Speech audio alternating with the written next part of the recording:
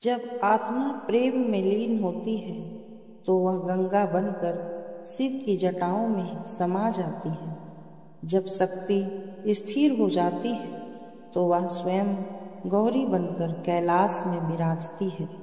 आज उसी परम सती माँ गौरी का ध्यान करें, जिन्होंने तीनों लोकों को जननी रूप में अपने हृदय में धारण किया।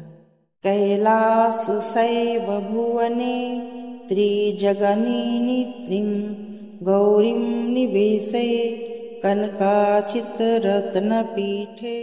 कैलास शैव भुवने त्रिजगनीत्रीं गौरीं निवेशे कनकाचितरत्नपीठे।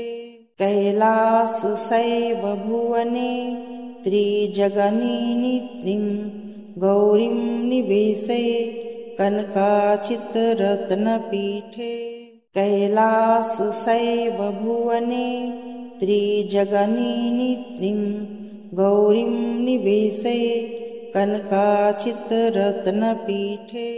कैलास शैव भुवने त्रिजगनीत्रीं गौरीं निवेशे कनकाचितरत्नपीठे। कैलास शैव भुवने त्रिजगनीत्रीं गौरीं निवेशे कनकाचितरत्नपीठे। कैलास शैव भुवने त्रिजगनीत्रीं गौरीं निवेशे कनकाचितरत्नपीठे। कैलास शैव भुवने त्रिजगनीत्रीं गौरीं निवेशे कनकाचितरत्नपीठे। कैलास शैव भुवने त्रिजगनीत्रीं गौरीं निवेशे कनकाचितरत्नपीठे। कैलास शैव भुवने त्रिजगनीत्रीं गौरीं निवेशे कनकाचितरत्नपीठे। कैलास शैव भुवने त्रिजगनीत्रीं गौरीं निवेशे कनकाचितरत्नपीठे। कैलास शैव भुवने त्रिजगनीत्रीं गौरीं निवेशे कनकाचितरत्नपीठे। कैलास शैव भुवने त्रिजगनीत्रीं गौरीं निवेशे कनकाचितरत्नपीठे। कैलास शैव भुवने त्रिजगनीत्रीं गौरीं निवेशे कनकाचितरत्नपीठे। कैलास शैव भुवने त्रिजगनीत्रीं गौरीं निवेशे कनकाचितरत्नपीठे। कैलास शैव भुवने त्रिजगनीत्रीं गौरीं निवेशे कनकाचितरत्नपीठे। कैलास शैव भुवने त्रिजगनीत्रीं गौरीं निवेशे कनकाचितरत्नपीठे। कैलास शैव भुवने त्रिजगनीत्रीं गौरीं निवेशे कनकाचितरत्नपीठे। कैलास शैव भुवने त्रिजगनीत्रीं गौरीं निवेशे कनकाचितरत्नपीठे। कैलास शैव भुवने त्रिजगनीत्रीं गौरीं निवेशे कनकाचितरत्नपीठे। कैलास शैव भुवने त्रिजगनीत्रीं गौरीं निवेशे कनकाचितरत्नपीठे। कैलास शैव भुवने त्रिजगनीत्रीं गौरीं निवेशे कनकाचितरत्नपीठे। कैलास शैव भुवने त्रिजगनीत्रीं गौरीं निवेशे कनकाचितरत्नपीठे कैलासशैवभुवने त्रिजगन्नित्रीं गौरीं निवेशे कनकाचितरत्नपीठे कैलासशैवभुवने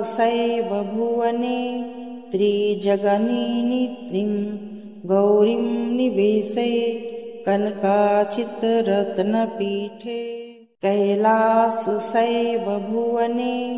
त्रिजगन्नित्रीं गौरीं निवेशे कनकाचितरत्नपीठे कैलासशैवभुवने त्रिजगन्नित्रीं गौरीं निवेशे कनकाचितरत्नपीठे कैलासशैवभुवने त्रिजगन्नित्रीं गौरीं निवेशे कनकाचितरत्नपीठे कैलासशैवभुवने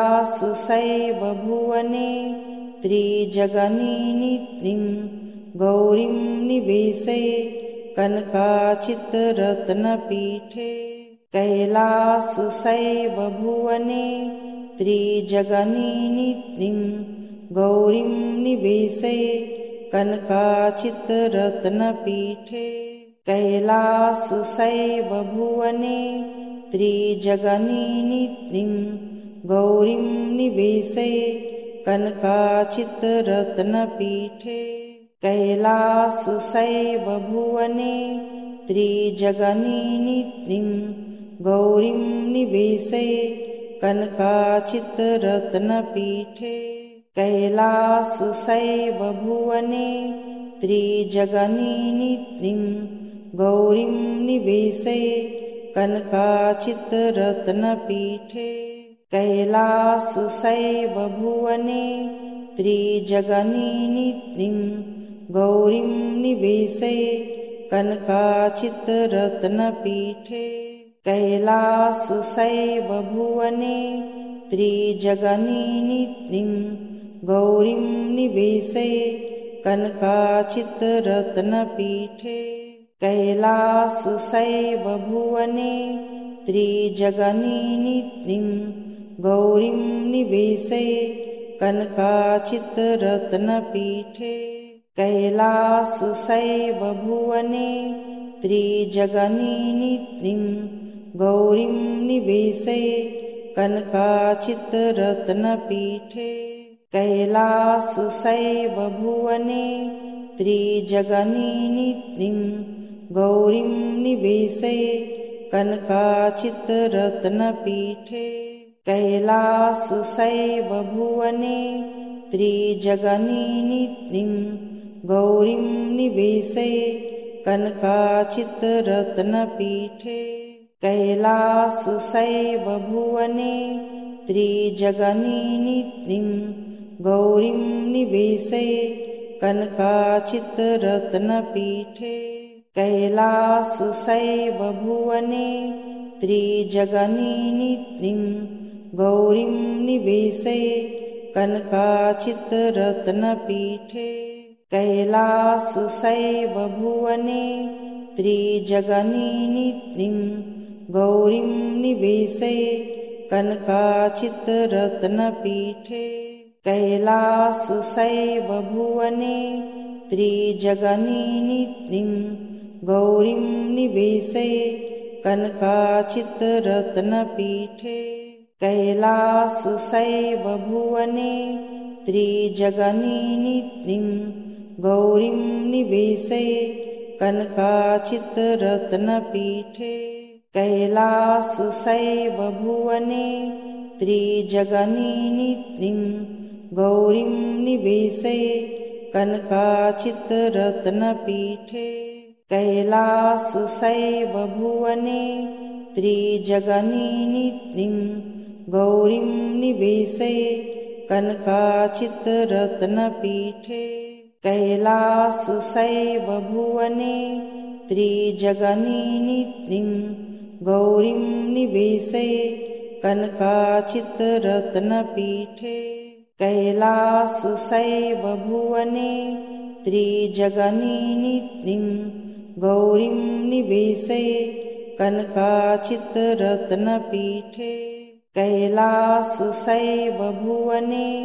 त्रिजगनीनित्रिं गौरीं निवेशे कनकाचितरत्नपीठे कैलासशैवभुवने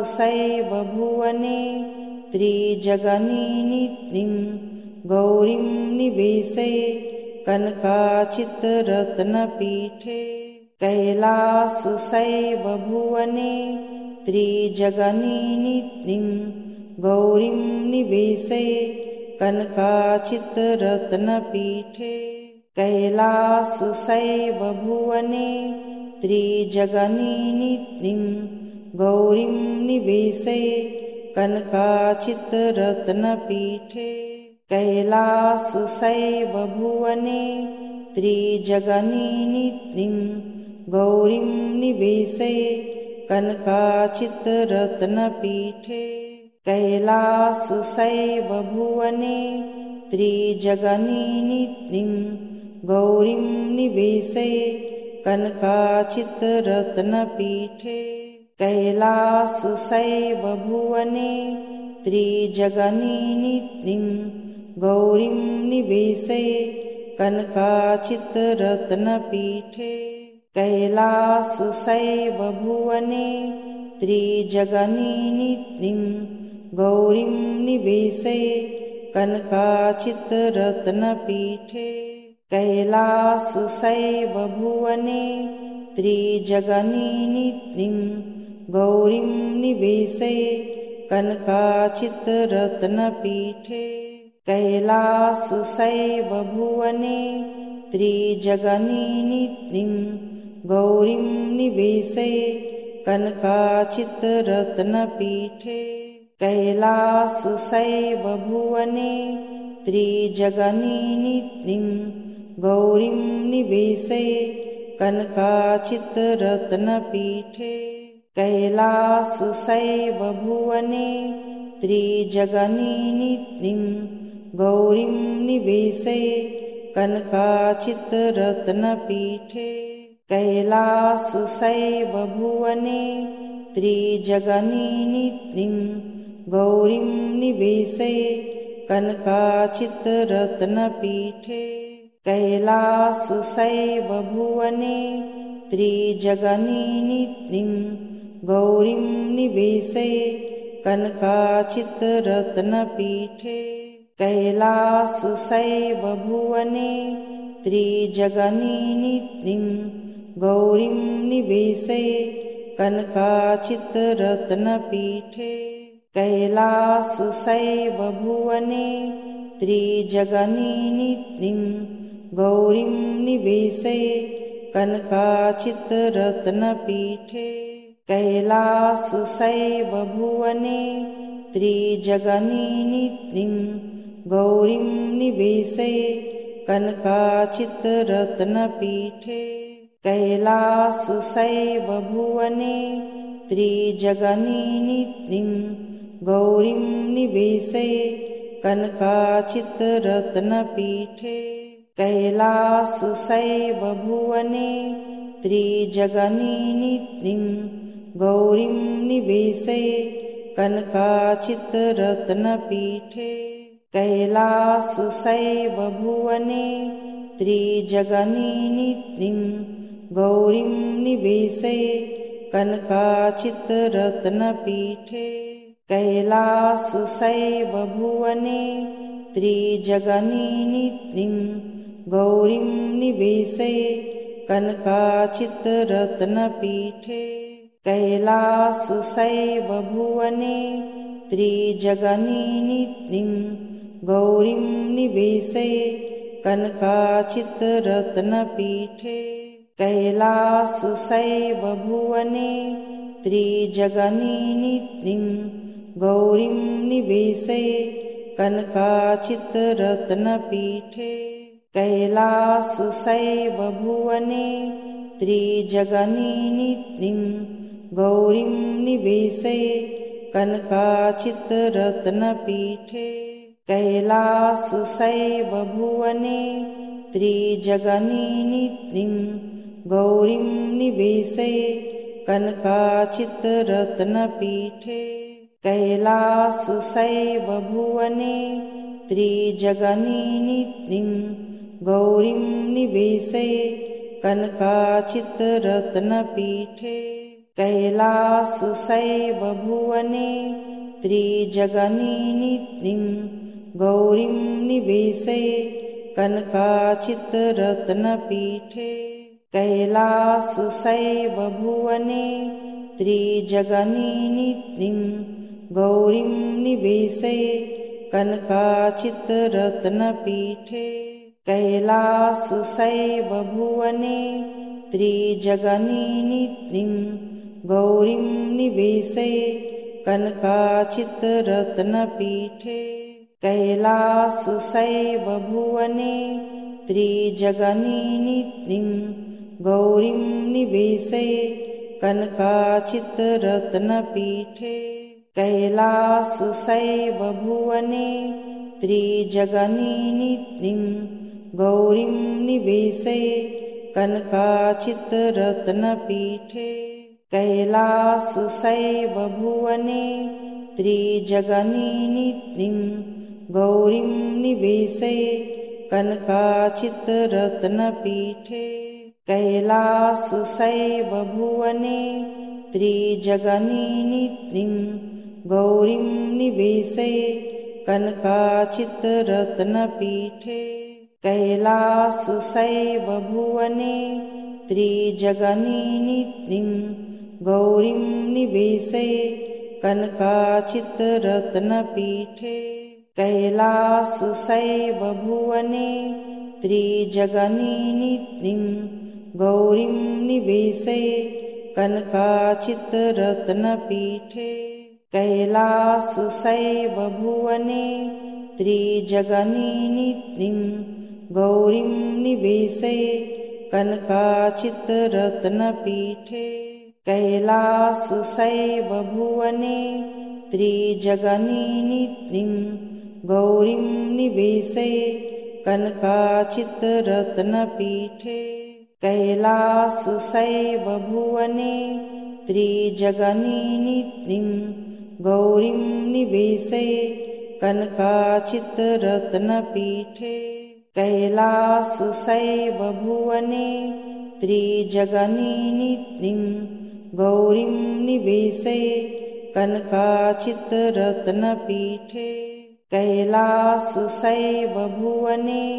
त्रिजगन्निधिं गौरीं निवेशे कनकाचितरत्नपीठे कैलासशैव भुवने त्रिजगन्निधिं गौरीं निवेशे कनकाचितरत्नपीठे कैलासशैव भुवने त्रिजगन्निधिं गौरीं निवेशे कनकाचितरत्नपीठे कैलासशैव भुवने त्रिजगन्निधिं गौरीं निवेशे कनकाचितरत्नपीठे कैलासशैव भुवने त्रिजगन्निधिं गौरीं निवेशे कनकाचितरत्नपीठे कैलासशैव भुवने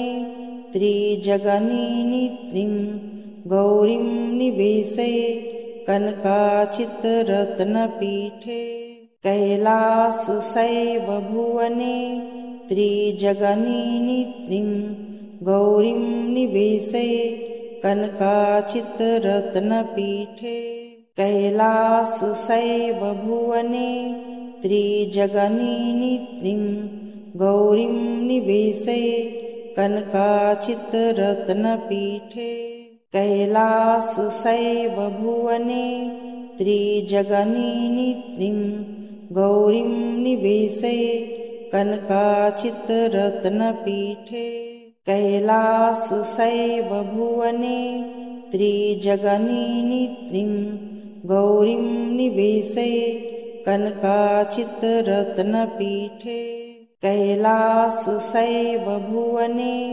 त्रिजगन्निधिं गौरीं निवेशे कनकाचितरत्नपीठे कैलासशैव भुवने त्रिजगनीनित्रिं गौरीं निवेशे कनकाचितरत्नपीठे कैलासशैव भुवने त्रिजगनीनित्रिं गौरीं निवेशे कनकाचितरत्नपीठे कैलासशैव भुवने त्रिजगनीनित्रिं गौरीं निवेशे कनकाचितरत्नपीठे कैलासशैव भुवने त्रिजगनीनित्रिं गौरीं निवेशे कनकाचितरत्नपीठे कैलासशैव भुवने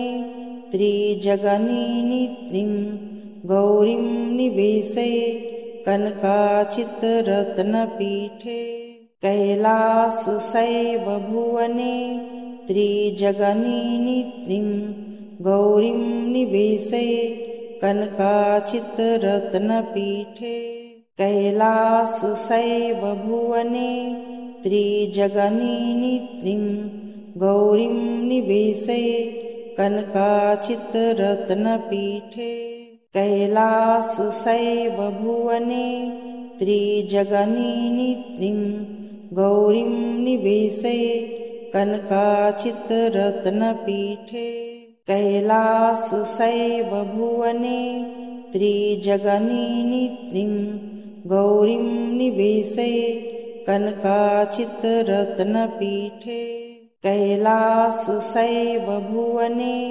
त्रिजगनीनित्रिं गौरीं निवेशे कनकाचितरत्नपीठे। जब यह मंत्र आपके हृदय से निकलता है तो हर कष्ट शांत हो जाता है। माँ पार्वती की कृपा से परिवार में सुख, मन में प्रेम और जीवन में स्थिरता आने लगती है। ये कोई साधारण शब्द नहीं, ये शिव पार्वती के प्रेम का दिव्य आवाहन है।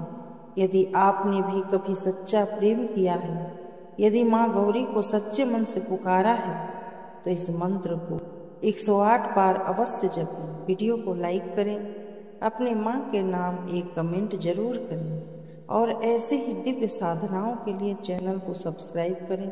माँ गौरी की कृपा आप पर बनी रहे।